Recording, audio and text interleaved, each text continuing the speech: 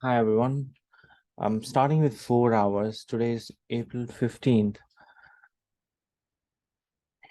So what we are seeing here, start 4 hours, the local consolidation. If you look at the prior one, this is a big, larger or longer consolidation, and then we had even longer consolidation. So from a technical point of view, if you focus on lower time frame, this consolidation could offer one leg on the upside touching this range. So I would draw a line indicating upside move like this. Now, of course, the condition is it should remain as above S4. So 29590 is the level which it has to maintain for it to achieve this. So this is kind of a boundary for this consolidation, and then a leg up should touch. And this is so big. There could be one more near 33. So if I have to zoom out, I would say 30, 30, 31, 32 is probable at this moment, and 33 is achievable. But after that, what will happen is something we'll have to evaluate as and when it reaches there. So at this moment, there is nothing that I see which is concerning unless it drops S4. And then if we fast forward, let's say it follows the green arrow somewhere here, as I said, 31 to 33K range, somewhere here. So I would say near 32 on average. But this could be a zone. I'll try to provide more accurate number as it progresses, because sometimes what happens, you give one ballpark number and then you try to refine and see what it is trying to do. Okay, so to me, I'm more interested in what it does above or near, sorry, not above, but near 32K range, plus minus 1K. And this is very, very important point. So as I've been saying, that there are three phases, mainly uptrend, consolidation, and then downtrend. Consolidation is part of the trend only, but I consider as a separate phase because that could be pivotal and I would say trend changer. That's why it's a phase. So that's important.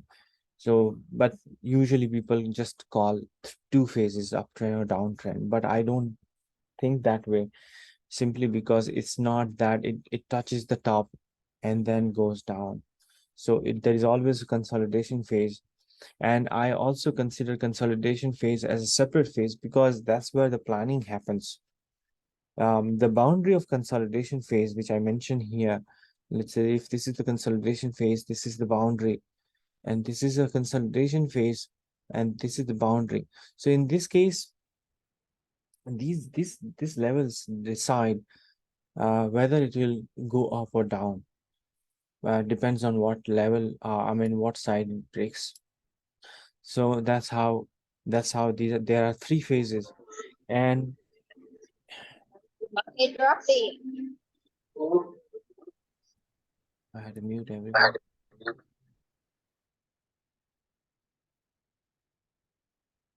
Okay. Right. So and each consolidation phase is um, able to offer us the time for us to plan the next step. As far as this, I have to zoom out to one day. If you look at even further down, so this is a larger consolidation, which was more like a bottom forming process, right? And then a first leg up, second leg up, and a third one, which is in progress as part of this recovery phase. So this whole entire thing is not uptrend. So I won't debate with anyone because I always state what I feel is right, because everybody has their own opinion. and nothing wrong about it. So there is no absolute truth. Everybody tries to interpret in their own way and tries to analyze and come up with outcome. So nothing is right or wrong. It's all about what you believe in. I believe that this is not bull run. This is not a bull run yet. However, if it breaks above certain level, now that certain level I have not finalized. The first probable level of this reversal is 32-33K range. Means it goes up and then the whole entire wave is negated. So this is or it could go even higher.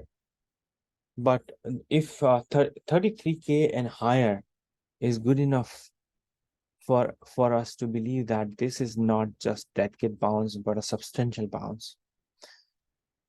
And very interestingly, today is 15th of April, 2nd May. I would like to align TA with fundamental economic, macroeconomic fundamentals. 2nd May is when the next meeting, FOMC meeting, and that's where we'll come to know. If we look at those data, there are two components to inflation. As you know, the primary drivers for the rates are inflation. Um, and just to touch base that area for those who have not heard me saying or not referred my video, a quick recap. See, this whole entire price action is driven by credit money. When the credit gets expensive, it affects the price action. There is no fundamental. The only fundamental is cheaper money. There is, as far as price action is concerned.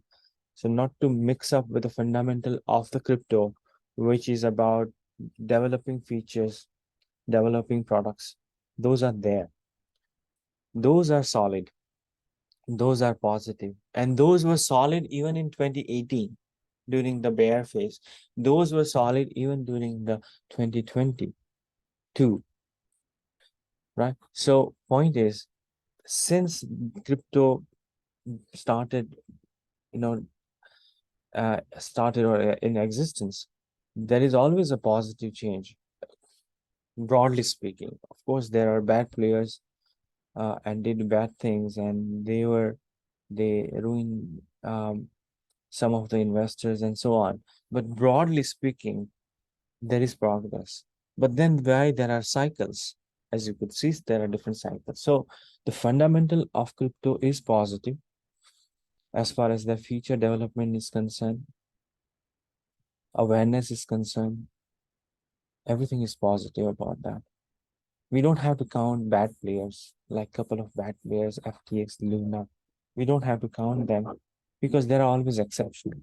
Even in the mainstream, there are always exceptions, right? They're cheaters. But broadly speaking, fundamental is very strong as far as crypto industry is concerned. However, there are cycles, and the cycles are not simple. I mean, not easy to handle. Those are like you see drawdown or drop up to 90%, 95%, in some cases 99%. And no, those are not easy to handle. But that's how it works. So there are cycles, and we have to care about cycles. We don't care about fundamentals. So don't, as I said, separate out two things, because when I talk about cycles, I talk about prices. The fundamentals are consistently doing well, exponentially doing well, at least linearly growing, if not exponentially. But there are cycles, and these cycles are more uh, important because these, unlike stock market, one could lose 80-90% of the money. So that's my focus area. There could be some dips and 20%, 30% dips. And it is very normal in crypto because it goes up also by that percentage. What is important is understanding the trend. And that's why I focus on key levels where definitely you get to know about interim levels, but also get to know about cycles. which I cover periodically, especially when it comes to major resistance or support.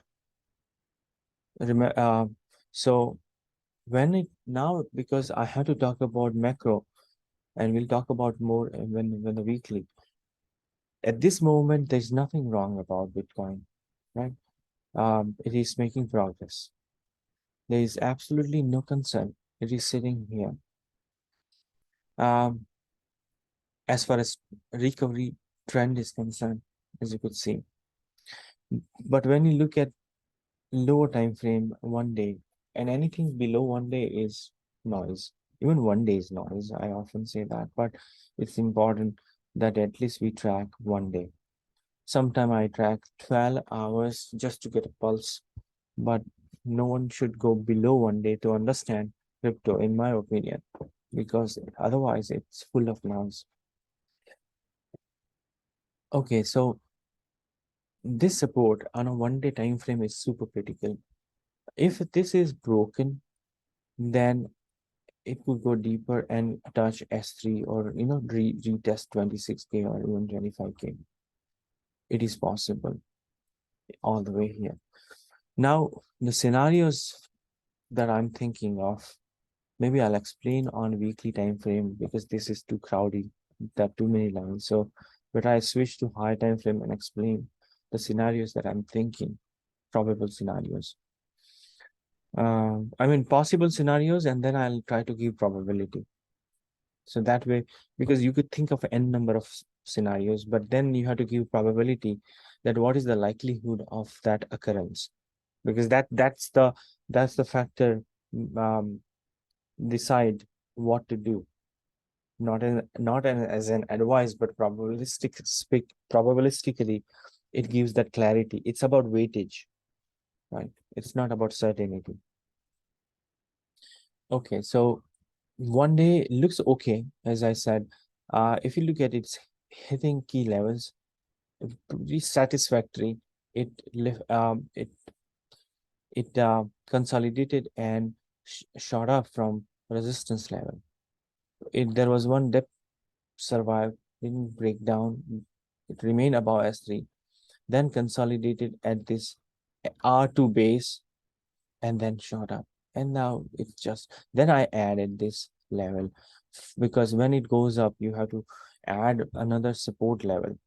If you, so this white support level I added as an immediate support. The big support is of course where it consolidated, means this range. That means if you take the lower range, then at S2 becomes a critical support. But S4 is an interim support or immediate support. You may interpret that way. Um, why not this? Because these are interim level as part of the consolidation.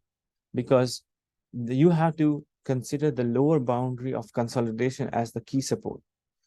Similarly, if we consider this one, then this was the earlier support, but when it made new support, this becomes the critical support. And we'll look into that on weekly. So this is how TA would interpret.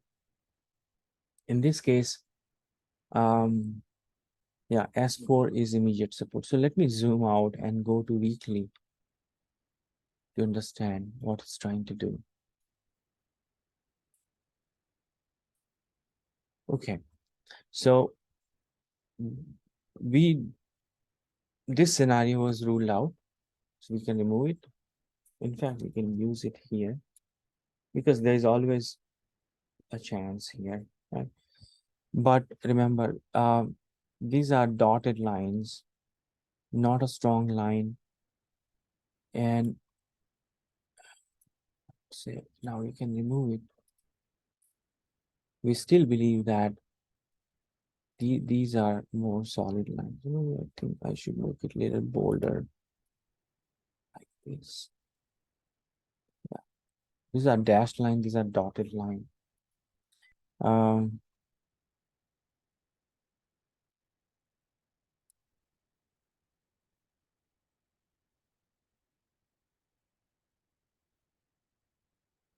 so when I look at the present is strong. And my probability of So I would say the probability of continuation is high from a weekly time frame point of view. The probability would change. Maybe I should start this one for clarity. Otherwise, you'll see there's no clarity here. From a weekly point of view, maybe I should change this and adjust it to. This is, we don't want it to enter this level. Okay, so I would change it to 25K. I'll just make it round number. Now we are focusing on trend, remember? So I'll remove unwanted drawings. Okay, it's here. I'll draw one more line.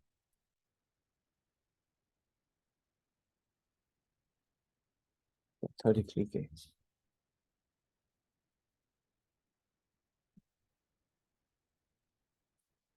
And same orange line, and put that as critical zone, a critical resistance. Remember, the direction is up. Recovery point of view, the direction is up as far as this particular segment of wave is concerned. If we zoom out even further, what it does is this kind of a bounce neutralizes the prior effect. The prior effect is, you know, that's the downtrend. If we focus this one, and if we zoom out even further, we are still in uptrend. This is uptrend, like uptrend. If we zoom out on a monthly, this is uptrend. See, up, down, up, down. So this is going up as far as whole entire wave is concerned, as far as the whole life cycle is concerned. So it depends on what you focus. If you focus whole entire 12 years of wave, there was no downturn.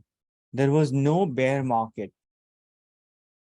The bear market we call was specific to cycles. If you focus on 12 hours, let me show you differently. Hide all the drawings. And if you look at yearly time frame, just for a second, what you see is these are cycles in between, yearly cycle. But trend is up. There is no bear trend. It's not that it goes up. Bear trend is when it really breaks below 3K in my point of view. Then we can say it's really a bad trend, because this was the low. In fact, if we look at BLX, which has more data right from 2010, which is like 13 years of data. So in 13 years, this trend has been going up. See, the perspective changes when you changes the time frame. And then you divide different phases of cycles. Likewise, if you look at 6 months, you will get even one more cycle. If you look at 12 months, you get one cycle, two cycle, and this is third cycle. There were only 3 years where it went down. If you look at cycles on a 1 year time frame. But it is very important to know when the cycle starts. And that's what I was talking about. That's where people lose 90+ % of money. And if some of the alts vanish, means they don't even make new high. Remember, I'm talking about Bitcoin. I'm not generalizing at this moment, but the fundamental is similar. This coin has been going on for 13 months. Some coins are going up, but they have different fate. What kind of fate? So, for an example, I'm not sure how many people know about 3 possible theories of universe that it's similar. I think it's all existential. Everything is similar. The one theory is, let me do one thing. I'll just take blank screen like this. One theory is it says the universe will expand exponentially like this because the universe is expanding. Another theory says that um, universe will expand not with this one.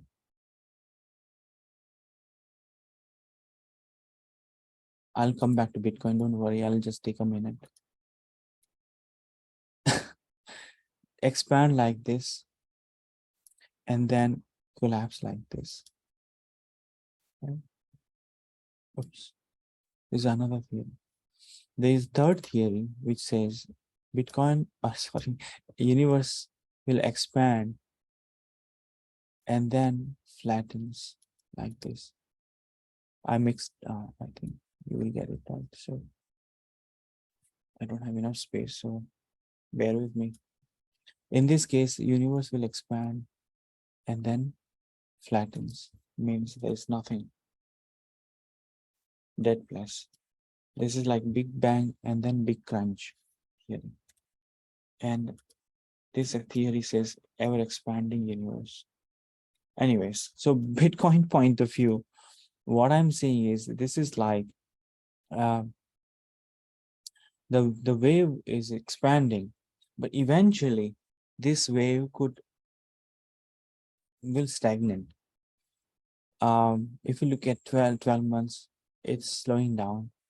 So I had to show you like this, maybe in 6 months. So this is like expanding, then slowing down, and further slowing down. So from Bitcoin cycle point of view, it expanding and slowing down, that kind of nature. And what could happen is it could get flattened over time, means not much of a change. It stabilizes because it has to, it cannot go on forever.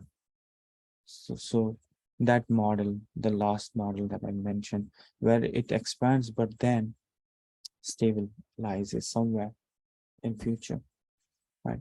And that's it. That will be the not an end, but it will not have that much price action, which is like I think the better analogy would be the river. When it begins, it has full of energy, and then expands and gets bigger, and then merges with ocean, and then that's where it ends. But not really ends. It is continuing, so it's not really ending, but it has kind of stagnant. It doesn't expand. So it exists but doesn't expand. I think that's the right way to put. So right now Bitcoin is expanding, means the length is then eventually it will flatten, in my point of view, somewhere. It could be 500K, it could be 1 million, whatever people think of, we'll see. But right now what is happening is for sure, and nobody can debate that it's slowing down. Okay, like this. So right now it's going up. Like it could continue like that, but the angle, I believe, would keep on changing like this. So that's what is happening. So it should get flattened. Okay, coming back to my earlier point, that there is no bear cycle as far as this wave is concerned. There is the entire wave is concerned. What we see, like on 6 month, 4 cycles, 1, 2, 3, 4, and this fifth one is in the beginning. And the height of this will tell us that this is going to be the fifth one, which will definitely make, if it continues, then make higher high, like it has made here in that case. Or if it stops here somewhere, then this low becomes the critical low. If this low is broken, we'll have the first bear cycle at the life at its overall life cycle level. We have never seen anything like that. In my point of view, I have strong opinion about this, but we are far away from it. I'm not talking about 25K is that level. I'm talking about new low. New low will be devastating for Bitcoin and a whole entire crypto. So I'm talking about overall life cycle. But if it crosses 33K and let's say 45K, 45K is the number that I have in mind as a second last critical level. If that level is broken above, then we are talking about new high. Then it could be 100K, it could be 500K, and so on. And then we'll have to see when the weakness is observed. Right now, it's speculating too high is not something we will do. But focusing on 33K and 45K, I would say, is important for us. Anyway, so I thought I would just touch base this. So there is no bear cycle as far as Bitcoin is concerned from its overall lifespan point of view. Let's come down to weekly, and then we talk about this wave. So this wave is strong. Absolutely, there is no weakness. So we can expect it to continue because there is no weakness. As I said, I often say, you don't think about your last date. You always think about your health. If the health is good, you will continue. Of course, there is always an end. But point is, the health is important. So the current health is undoubtedly strong. Now, however, my analysis says that there is a bigger correction on the way. It could be at 33K or somewhere nearby. And that's nothing wrong about it. So from scenario point of view, this correction could start somewhere here. There is no sign of it right now. So as long as it doesn't break 25K, I'm not worried about that correction. So the correction could start near 33K, reaches all the way 25K. I don't mind. When I said I don't mind means it doesn't risk this recovery. Only if it breaks this level, 19K, then there is a big trouble. If that happens, then the scenario of a bigger lower low comes up. So 25K and higher, this zone is no worry zone from a trend, this recovery trend point of view. 25K and 19K is where one has to be very cautious. Below 19K is high risk zone. So now it's clear. This is no worry zone. This is, let me add a line then. Just for 19K. We'll refine it. We'll refine it. This is approximate. This zone is amber zone. This zone is red zone. I think that makes sense. So, and this zone is green zone. Means no worries. So see, I mean, people think about a lot of things. This is a totally different point of view. This is a totally point of view. And sometimes this kind of view is so important because many investors are not day traders. What they look for the strength and weakness. So I try to cover both the sides, those who look for short term, which I explained, and those who look for longer term at a trend level. And a weekly call like this is a checkpoint. But broadly speaking, this is how I'll divide 25K, 19K, and of course, this is the low, so you know it, what happens. I hope this will give you clarity at a higher level as far as this particular wave is concerned, right? So if it breaks about this one, so my line near 45K makes sense. 45K, yeah, this one. And we can say if it breaks about this one, then it's confirmed, technically confirmed new all-time high. Okay. And above 33K, very high probability of new all-time high. And above this is more like confirmation. This top.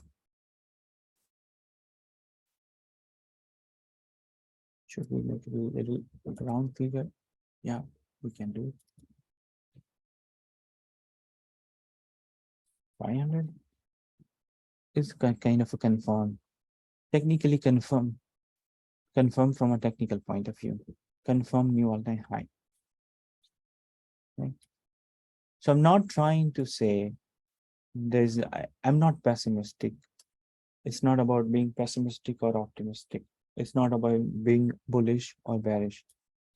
It's simple thing. Like in schools, if you get 98% or something in the US, let's say, then you get A plus, and so on, A, B minus, and so on, different grading. I'm thinking from that point of view.